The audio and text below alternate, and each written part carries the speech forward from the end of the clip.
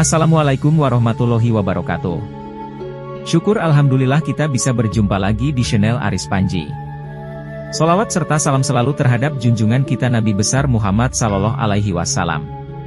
Allahumma sholli ala Sayyidina Muhammad wa ala ali Sayyidina Muhammad. Sahabat beriman yang dirahmati Allah Subhanahu wa Ta'ala. Nabi Muhammad sallallahu alaihi wasallam adalah manusia yang paling mulia. Tak ada sedikit pun cacat dalam pribadinya. Setiap perkataannya, perbuatannya, dan ketetapannya menjadi sunnah sebagai contoh dalam kehidupan umat manusia. Allah Subhanahu wa Ta'ala memuji Nabi Muhammad sallallahu alaihi wasallam dalam salah satu ayat di dalam Al-Quran. Sesungguhnya, telah ada pada diri Rasulullah itu suri teladan yang baik bagimu, yaitu bagi orang yang mengharapkan rahmat Allah dan kedatangan hari kiamat. Dan dia banyak menyebut Al-Quran surat Al-Ahzab ayat 21. Salah satu di antara keistimewaan beliau adalah kecintaan beliau kepada umatnya. Nabi Muhammad sallallahu alaihi wasallam sengaja menahan doa mustajabnya di dunia. Beliau memintakan di akhirat sebagai syafaat untuk umatnya. Sampai-sampai, di akhir-akhir menjelang wafat beliau pun, yang ada di dalam pikirannya adalah umatnya. Rasulullah Shallallahu alaihi wasallam pernah memberikan suatu nasihat kepada salah seorang sahabatnya untuk mengamalkan nasihat ini dan mengajarkannya kepada orang lain agar selamat hidup di dunia dan akhirat. Nasihat ini pada dasarnya juga diperuntukkan kepada umat-umat sesudahnya yang ingin mengamalkannya. Lalu, apakah nasihat Rasulullah Shallallahu alaihi wasallam itu? Dan siapakah sahabat yang diberikan nasihat itu? Mau tahu jawabannya? Simak ulasannya dengan menonton video ini hingga akhir. Seorang sahabat Nabi yang diberikan nasihat itu adalah Abu Hurairah radhiyallahu anhum. Kala itu, beberapa sahabat ditanya, "Siapakah yang ingin mengambil nasihat dariku dan mengerjakannya?" Maka Abu Hurairah radhiyallahu anhum menjawab, "Hal ini ada di dalam sebuah hadis yang diriwayatkan oleh Imam At-Tirmizi dan dihasankan oleh Syekh Al-Albani radhiyallahu anhum. Dari Abu Hurairah radhiyallahu anhum, dia berkata, Abu Hurairah menjawab, niscaya kamu menjadi orang yang paling beribadah kepada Allah Subhanahu wa Ta'ala. Bersyukurlah dengan apa yang Allah tentukan untukmu. Niscaya kamu menjadi orang terkaya. Berbuat baiklah terhadap tetanggamu. Niscaya kamu menjadi seorang mu'min. Cintailah untuk saudaramu, seperti kamu cinta untuk dirimu sendiri. Niscaya kamu menjadi orang muslim. Janganlah banyak tertawa, karena banyak tertawa itu bisa mematikan hati." Hadis riwayat At-Tirmizi. Sahabat Aris Panji yang dirahmati Allah Subhanahu wa Ta'ala. Dari hadis di atas ada 5 hal yang menjadi nasihat Rasulullah sallallahu alaihi wasallam kepada sahabat Abu Hurairah radhiyallahu anhu.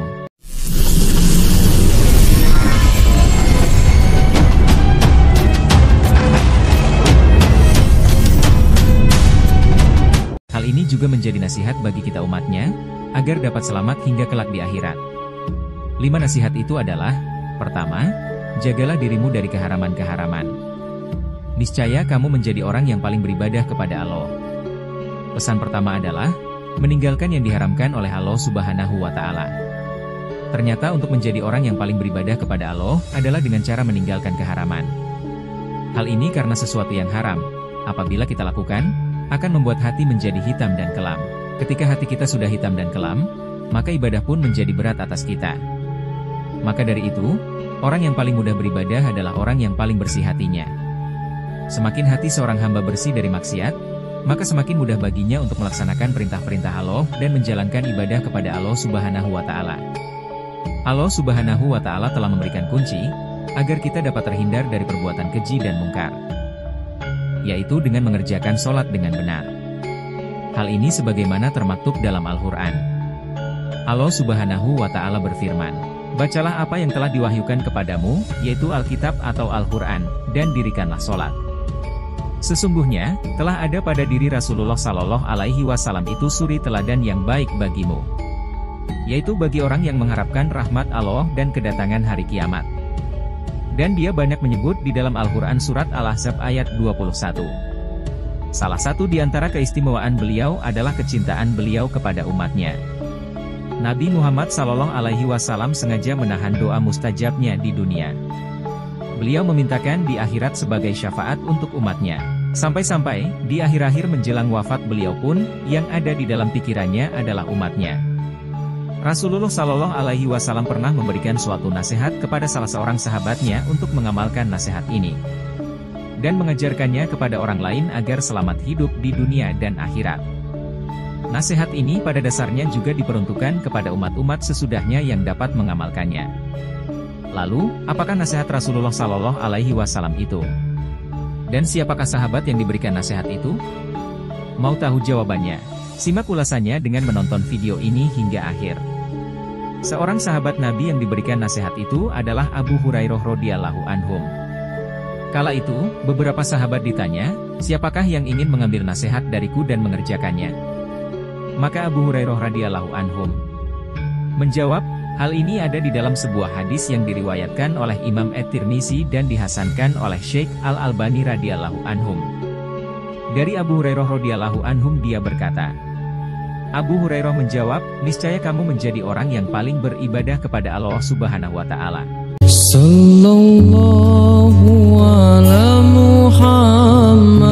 Pesan pertama adalah meninggalkan yang diharamkan oleh Allah Subhanahu wa Ta'ala. Ternyata untuk menjadi orang yang paling beribadah kepada Allah adalah dengan cara meninggalkan keharaman. Hal ini karena sesuatu yang haram, apabila kita lakukan, akan membuat hati menjadi hitam dan kelam. Ketika hati kita sudah hitam dan kelam, maka ibadah pun menjadi berat. Maka dari itu, orang yang paling mudah beribadah adalah orang yang paling bersih hatinya. Semakin hati seorang hamba bersih dari maksiat, maka semakin mudah baginya untuk melaksanakan perintah-perintah Allah dengan menjalankan ibadah kepada Allah Subhanahu wa Ta'ala. Allah Subhanahu wa Ta'ala telah memberikan kunci agar kita dapat terhindar dari perbuatan keji dan mungkar, yaitu dengan mengerjakan sholat dengan benar. Hal ini sebagaimana termaktub di dalam Al-Quran. Allah Subhanahu wa Ta'ala berfirman, bacalah apa yang telah diwahyukan kepadamu, yaitu Alkitab atau Al-Quran, dan dirikanlah sholat. Sesungguhnya sholat itu mencegah dari perbuatan-perbuatan keji dan mungkar. Dan sesungguhnya, mengingat Allah Subhanahu wa Ta'ala atau sholat adalah lebih besar keutamaannya dari ibadah-ibadah yang lain. Dan Allah mengetahui apa yang kamu kerjakan. Al-Quran Surah Al-Ankabut ayat 45. Kedua, bersyukurlah dengan apa yang Allah tentukan untukmu, niscaya kamu menjadi orang terkaya. Pesan selanjutnya adalah, agar selalu ridho terhadap ketentuan Allah Subhanahu wa Ta'ala. Kaya yang dimaksud dalam pesan Rasulullah Shallallahu Alaihi Wasallam ini bukan hanya kaya harta, karena hakikat kekayaan bukanlah kaya harta, melainkan kaya hati. Rasulullah Shallallahu Alaihi Wasallam bersabda, bukanlah kekayaan itu karena banyaknya harta, akan tetapi, kekayaan itu adalah kaya hati. Hadis riwayat Ibnu Majah, orang yang kaya hati adalah orang yang paling qanaah. Ia selalu merasa puas dengan apa yang Allah berikan kepadanya. Orang yang kaya hati adalah orang yang tidak akan pernah merasa iri dan dengki kepada orang yang diberikan oleh Allah nikmat yang lebih darinya. Orang yang kaya hati adalah orang yang selalu bersyukur walaupun Allah berikan sedikit kepadanya. Orang yang kaya hati adalah orang yang selalu melihat ke bawah untuk urusan dunia dan melihat ke atas untuk urusan akhirat. Bersyukur atas ketentuan Allah merupakan sesuatu keharusan dan sesungguhnya itulah yang terbaik bagi kita. Allah Subhanahu wa Ta'ala berfirman, boleh jadi kamu membenci sesuatu padahal itu amat baik bagimu dan boleh jadi pula kamu menyukai sesuatu padahal ia amat buruk bagimu. Allah mengetahui sedang kamu tidak mengetahui. Ketiga, berbuat baiklah terhadap tetanggamu, misalnya kamu menjadi seorang mukmin. Mukmin berarti orang yang beriman. Baiknya keimanan seseorang bisa dirasakan oleh orang-orang yang terdekat dengannya atau oleh lingkungannya.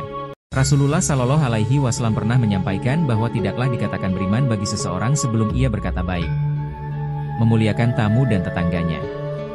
Hal ini sebagaimana termaktub dalam sebuah hadis. Nabi Muhammad Shallallahu Alaihi Wasallam bersabda, tidak beriman seseorang sehingga ia mengatakan apa yang baik atau jika tidak bisa ia diam. Tidak beriman seseorang sehingga ia memuliakan tetangganya. Dan tidak beriman seseorang sehingga ia memuliakan tamunya. Hadis riwayat Bukhari dan Muslim. Keempat, cintailah untuk saudaramu seperti kamu cinta dirimu sendiri. Niscaya kamu menjadi orang Muslim. Muslim bermakna orang yang menyelamatkan.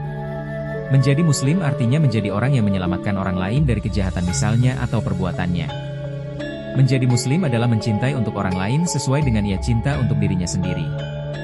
Jika ia mengharapkan kesehatan untuk dirinya, maka harapkanlah pula kesehatan itu dirasakan oleh orang lain.